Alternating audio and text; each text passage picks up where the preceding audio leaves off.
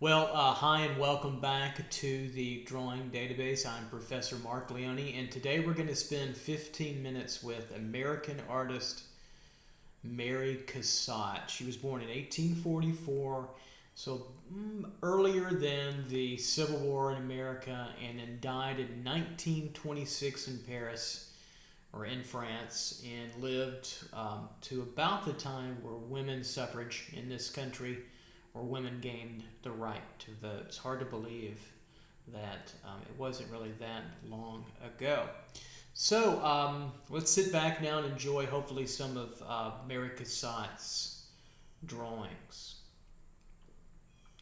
So the first drawing here we have is, in many of the drawings that you're going to see that I'll showcase here are the pastel drawings. And so we see a multicolored rendering of a child. So if you're not familiar with Impressionism, you might not be that familiar with what goes on the planet, because Impressionism is probably one of the most popular artistic movements of any of them. A looser style, a gestural style with some rendering, a sketchier style at times, an optical mixing of color, and a science of color style at times, although Cassat was more in the vein of a Degas and Manet, of which she both knew.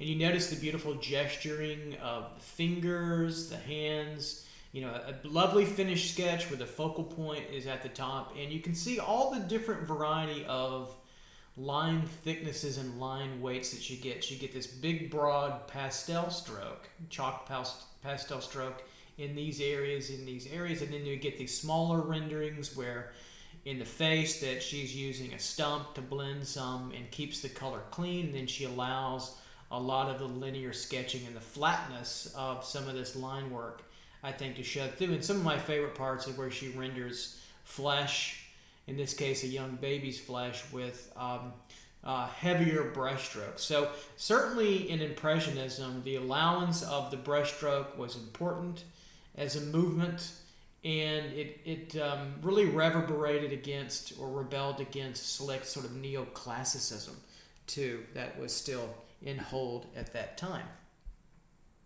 So many of the themes of Mary Cassat's work were portraits, children, mother and child, intimate family portraits, and here we see that with this particular one. Of note, you notice that the style is very loose, especially out here in the background here, right, the chair that she's sitting on, and look at this lovely gestural quality that you get in the pasteling of the child's dress and some of the linear works, the lovely peaches against some of the blues that you see here. A nice lot of color mixing. Now these are oil pastel sticks, maybe sharpened down to pencils, probably with a little charcoal. And then you see her focal point in the head area here, right, rendered down to a very much more slick, more finished look, even though it still has brushstroke quality here, right, and all over, hair simplified down. So this is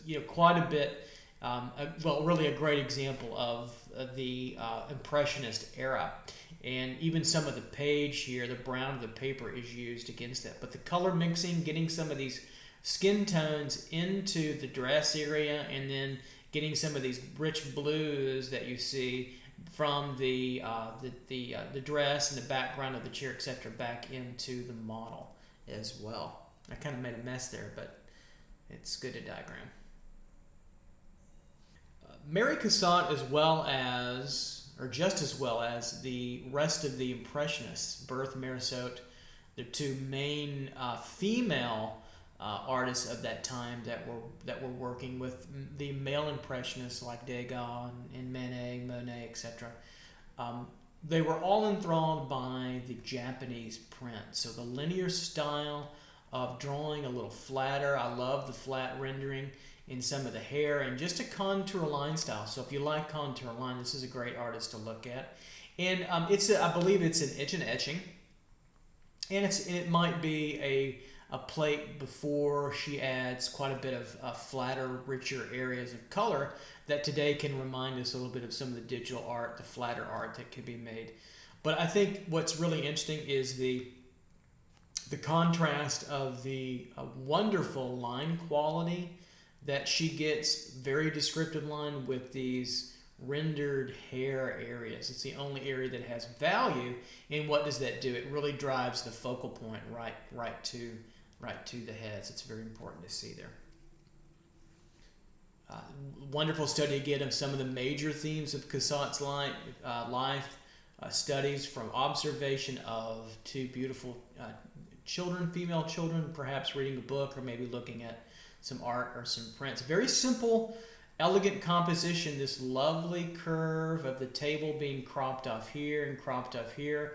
This could be helped by the invention now of photography, which was invented during her lifetime and used by the Impressionists now as a helper and a compositional device.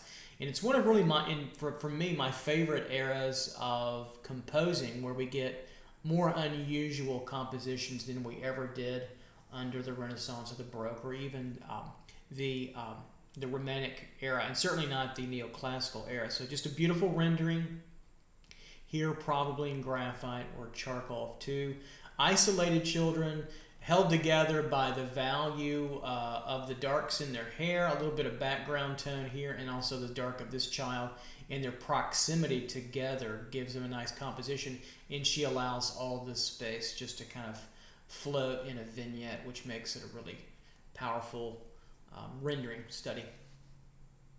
Another drawing, again, by Mary Cassat, and I look at this and I think, wow, if I didn't know the signature down here at the bottom, I might think a little bit more Degas. Degas and Mary Cassat were certainly contemporaries and friends and spent quite a great time in certain social circles. And his influence on her work is profound in a positive way. And I think that the liberation of the brushstroke, you see it here, the mark making, you see it here, the color usage, which is vibrant and unusual for artists of that time. They're working in a neoclassical palette, which can be brown and muted and not optically mixed, where color is placed next to a color and not mixed together or smoothed out. Now, it doesn't happen in the face. A lot of times it didn't with the Impressionists. Right there, they generally opted for a little bit more of a tighter approach, but still pretty loose compared to neoclassical artists like David or Ingres. They were quite much slicker and would smooth down their works, where I generally love this looser pastel stroke, the sketchy, look how the sketchy quality in the hands is maintained in this beautiful, vibrant red hair with its reddish pastel and a few more yellowish tints that go on through there. But again, a gorgeous study. And she knows how to finish a composition for a sketch. Notice the line coming down to the end there. So all those things work against this beautiful, active brushstroke. We take these things for granted, but back then they were inventing these particular mark making and color usage strategies. Here, quite a lovely little etching, could be a dry point on paper. The reason why I call it a dry point, if you're not familiar, it's a piece of generally plastic that you scratch on, and once you make the marks, once you're done, the ink is pressed onto this plate and rubbed off, and the ink falls into a trough where the marks are made, and when it's pressed on paper, run through a press, it's an intaglio process, and it makes black marks. You get these little burrs, see how these little softer edges around some of the line work? You get those after a while. So she might have made 10 or 15 prints on this piece of maybe metal or plastic that she was using. And dry point is usually with a needle scratched onto plastic that digs in a little bit to the plate. But a lovely, very economical in her line work here through the head, right? And then she gets these vibrant darks with the ink against the beautiful rendered nose, right, the mouth and the chin, which brings that together. So I found a couple of these images, more Cassat examples down below. I'm not sure about that one, if that's a Mary Cassat. That looks a little bit out of her stylistic range, so I'm not sure there. And so I'm going to put a question mark over that, but we know this is Mary Cassat. So I pull these images off the Web Gallery of Art website. If you're not familiar with that, check it out. It's beautiful lengthy, broad database for art history images. And here again, you get a classic example of Mary Cassat's working style, methodology, and her color usage. And also, probably what is also engaging is the beautiful abstraction of the color against different values, the browns, the blues here, white, and to make the suggestion of what is probably a very complicated formal female hat against that. And then we get to here, the shirt area, look how loose that's kept. But then notice how she tightens it up around the skin, the fingers down here, right? Very loose and gestural, then it gets tighter, it gets back to more academic classicism, and the face gets there a little bit, and then she keeps this almost kind of rabbit-like quality with the teeth, right? Very impressionistic as well. So not blended and not refined, but left as a fleeting moment or an impression, rather. Again, we see quite a bit of portraits with Mary Cassat, and this is another print, probably a dry point, or it is an intaglio print.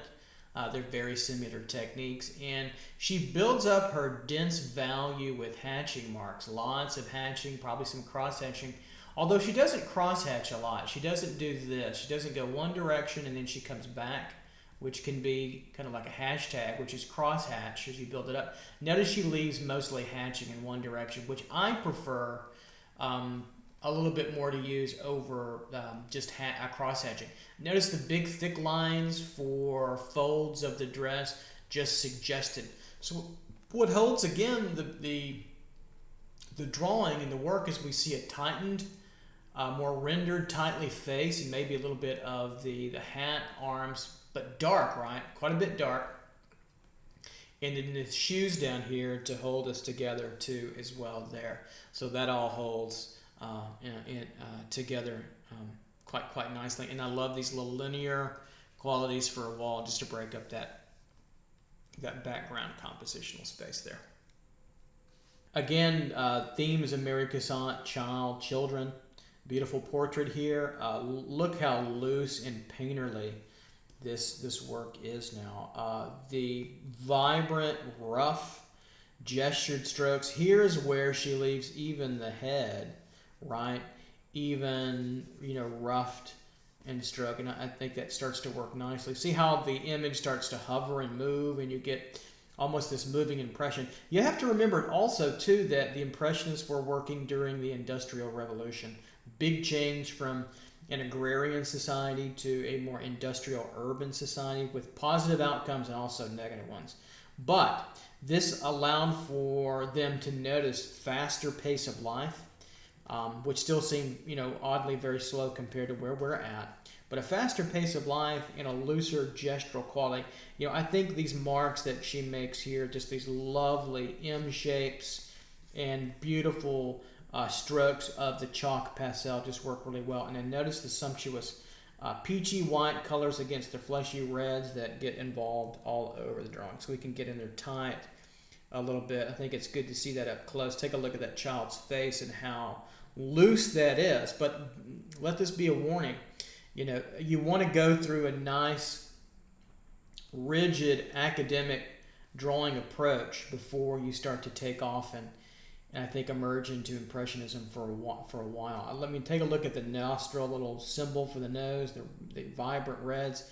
Blues show up everywhere, which is also in the background. So the Impressionists were bringing color from places like the background or lights, foliage back into the skin tones and vice versa.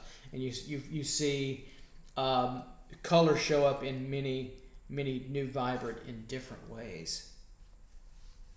And lastly, another portrait here, typical for the style of Mary Cassat. She keeps it very loose and broad. Sometimes just one color will suffice with the right value for the right area. Maybe some sun-kissed areas here, the yellows. See how the yellows show up a little bit, and we have whites here, peaches in through here that are probably a blended down tone from the red of the lips. Notice the red of the nose. That's a change as you get reflected light. We have strong reds in through here, vibrant blues, etc. that get hints of that in the face tone, but we get these violets here as well throughout the image of Cassat. Also, the the gaze of the model not directly at us but downward is a little bit more passive, which is also fascinating. And then we couldn't stop with end here without speaking about the beautiful rendering of the hair and just the vibrancy, right, of those mark making strokes, kind of a downward rhythm that she keeps alive all over. So rhythm and movement were still very, very much on the forefront of their minds too, to make these sketches really work. So there we have it, 15 with Mary Cassat, American.